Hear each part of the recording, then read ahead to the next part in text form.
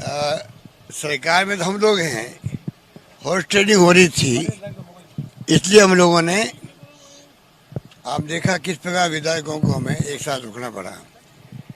पर बीजेपी के विधायकों को किस बात की चिंता है, वो लोग बाड़ेबंदी कर रहे हैं 3-4 जगह पर, वो भी चुन चुन करके।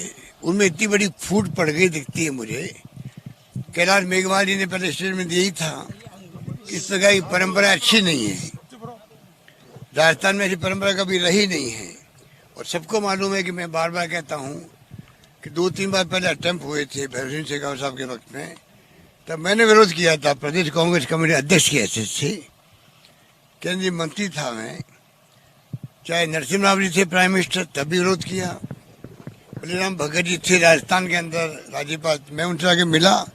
ये परंपराएं राजस्थान में नहीं होनी चाहिए, सरकार टॉपलिंग करने की षड्यंत्र करके। बीजेपी के जो स्थानीय नेता बड़े बड़े दावे कर रहे थे, पर आज और कल उनकी पोल खुल गई जब वो चार्ट प्लेन कर रहे हैं, विधायकों को भेज रहे हैं और बाड़ेबंदी करवा रहे हैं। तो मैं कहना चाहूँगा कि ये परंपराएं जो डाल रहे हैं, ये डेमोक्रेसी के लिए खतरे हैं। बार बार मैं कहता हूँ कि हमारी लड़ाई जो है, ये खाली सरकार को अस्थिर करने का षड्यंत्र जो इनका है, उसके खिलाफ जो संघर्ष ही है और विजय हमारी होगी, क्योंकि प्रदेशवासी हमारे साथ हैं। पूरे प्रदेश के घर घर के अंदर चर्चाएं हैं, ये बीजेपी ने तमाशा किया क्यों है। सरकार अच्छा काम कर रही थी, कोरोना को लेके एक्स्ट्रा ऑर्डिनरी काम किया, देश में दुनिया में तारीफ हो रही थी राजस्थान की। जहाँ जीवन बचाने का संघर्ष हो, वहाँ राजनीति पीछे हो जाती है। दुर्भाग्य से जीवन बचाने के संघर्ष के अंदर भी, आजीविका बचाने के संघर्ष के बावजूद भी, उस वक्त भी इनको सरकारें टॉपल करने के लिए षड्यंत्र करने का टाइम मिल जाता है। तो आप सोच सकते हो गवर्नेंस में इनकी कितनी रुचि होगी, शासन करने में इनकी कितनी रुचि होगी, आप सोच सकते हो। दुर्भाग्य है देश का कि ऐसे लोग सत्ता में बैठे हुए हैं। मैंने प्रधानमंत्री से बात करी खुद ने, अमित शाह जी का मालूम है कि उसका रवैया क्या रहता है, टारगेट गिराने के सरकार का। धर्मेंद्र प्रधान जी हो, पीयूष गोयल जी हो, और भी कई नेता हैं, बार बार क्या नाम लें उनका, तमाम मिलकर षड्यंत्र कर रहे हैं। जिस प्रकार से देश का दुर्भाग्य है कि ऐसे लोग सत्ता में बैठे हुए हैं, जो लोग जिस रूप में डेमोक्रेसी को कमजोर कर रहे हैं, 70 साल में बचा के रखा है। सरकार आई भी है, गई भी है। इंदिरा गांधी जैसी महान नेता चुनाव हार गई थी, पुनः जनता ने उनको सत्ता सौंप दी 2.5 साल के अंदर। राजीव गांधी शहीद हो गए। वाजपेयी जी के वक्त में देखा आपने, वो खुद बार बार कहते थे डेमोक्रेसी हमारे लिए सर्वोपरि सर्वोत्तम होना चाहिए, डेमोक्रेसी रक्षा होनी चाहिए। आज जिस प्रकार का हमला हो रहा है, जब सरकारें कांग्रेस की, वहाँ पर एक के बाद एक 7-8 राज्यों में हो चुका है। अरुणाचल प्रदेश में हमारे लगभग 45 थे विधायक, 40 को तोड़ लिया गया। मणिपुर में क्या तमाशा हुआ, गोवा में क्या हुआ, उत्तराखंड में क्या घटनाएं हुई थी, सबको मालूम है। कर्नाटक में सरकार चली गई हमारी, तोड़ ली गई हॉर्स ट्रेडिंग से। मध्य प्रदेश में नंगा नाच हुआ, सबको मालूम है। ये हो क्या रहा देश के अंदर। हमारी लड़ाई जो है, डेमोक्रेसी को बचाने की लड़ाई है, वो जारी रहेगी, 14 के बाद में जारी रहेगी, ये मैं कह सकता हूँ। और हम लोग जो है, विजय हमारी होगी, विजय सत्य की होगी, विजय प्रदेशवासियों की होगी, विजय तमाम उन विधायकों की होगी जो चाहते हैं, चाहे पक्ष में चाहे विपक्ष में हैं, कि सरकार अस्थिर नहीं होनी चाहिए। उनकी अंतरात्मा क्या कहती है, मैं उनका आह्वान किया है।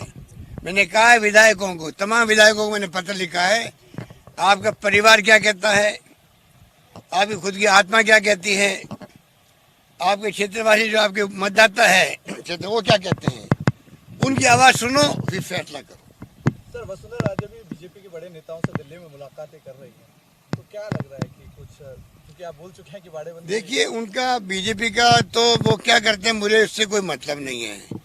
मुझे ये मतलब है कि बीजेपी के लोग देश में लोकतंत्र को कमजोर कर रहे हैं, इस देश की जनता और प्रदेश की जनता इसको बर्दाश्त नहीं करेगी। धन्यवाद। बसपा के तो 6 विधायक हैं, 19 विधायकों में से बसपा के आना चाह रहे हैं, कुछ लोग आना चाह रहे हैं, तो 14 आप देखेंगे 19 विधायक हैं, जिस रूप में खबरें आ रही है वो चिंताजनक खबरें हैं, जिस पर क्या बाड़ेबंदी करी गई, उनकी बाड़ेबंदी की गई है, वाउचर लगा करके 200 लोग खड़े हैं वहाँ पर, मिलने दिया नहीं जा रहा किसी को भी।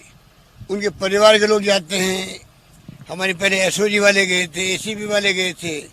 कानून अपना काम करता है, कम से कम उनसे बातचीत तो करें। वो लोग गए थे खाली बातचीत करने गए थे, एसओजी को नोटिस दिए गए थे, वो बातचीत के लिए दिए गए थे। पर ऐसा फैलाया गया जैसे कि राजद्रोह का मुकदमा दर्ज हो गया हो नेताओं पर। अरे भाई, मुझे भी नोटिस मिला, सबको मिले थे कि भाई ये जो मामला चल रहा है उसमें आपका कहना क्या है। खाली बयान देने के लिए सिंपल नोटिस था, उसको ऐसा प्रोजेक्ट किया गया नेताओं द्वारा जैसे हम सबको राजद्रोही बना करके देखिए हमारे खिलाफ में एसओजी मुकदमा दर्ज करा दिया गया, जबकि ऐसी कोई बात थी नहीं। इसलिए जानबूझ करके जो ये बातें की जा रही है ये दुर्भाग्यपूर्ण है। जनता ने बड़े विश्वास के साथ में सत्ता सौंपी है कांग्रेस को। राहुल गांधी जी ने दौरे किए थे, वादे किए थे जनता से, मैनिफेस्टो में हमने उन सब वादों को लिया है। हम चाहते हैं कि वादों को निभाने के लिए राज्य ये कर दें, लगे हुए हम लोग। हालांकि कोविड के कारण से जो लॉकडाउन हुआ उसे रेवेन्यू कम हो गई, केंद्र की भी राज्यों की भी, उसका अलग संघर्ष हम लोग कर रहे हैं। और दुर्भाग्य उसके बाद में अगर ये घटना होगी सरकार अस्थिर करने की, आप सोच सकते हो कि क्या इम्पैक्ट पड़ेगा पब्लिक पर। घर घर के अंदर आज गुस्सा है इस बीजेपी के नेताओं के लिए, उन नेताओं के लिए जो हमारी पार्टी के थे और चले गए। घर घर में गुस्सा है राजस्थान के अंदर। मैं समझता हूँ कि वो खुद समझ रहे होंगे, अधिकांश लोग वापस आ जाएंगे हमारे साथ में। राजद्रोह की सर आपने धारा लगाई थी, फिर वापस ले ली गई। राजद्रोह की धारा के बारे में वो अपना काम करें। अगर मान लो धाराएं वापस ली गई है या लगाई गई थी या नहीं लगाई गई थी, अभी आप खुद अखबार में देख रहे हैं, मीडिया में देख रहे हैं, मुकदमा दर्ज हुआ किस रूप में हुआ, पी हुई है कि मुकदमा दर्ज हुआ, ये एसओजी वाले बताएंगे आपको, एसीबी वाले बताएंगे। कानून अपना काम करता है, हम कोई इंटरवेंशन नहीं करते हैं। परसों खबर चला दी गई विधायकों के टेलीफोन टैप हो रहे हैं। अब इससे घटिया खबर क्या हो सकती है। और बड़े बड़े मीडिया के लोगों ने भी, नेशनल चैनल ने खूब चलाया उसको।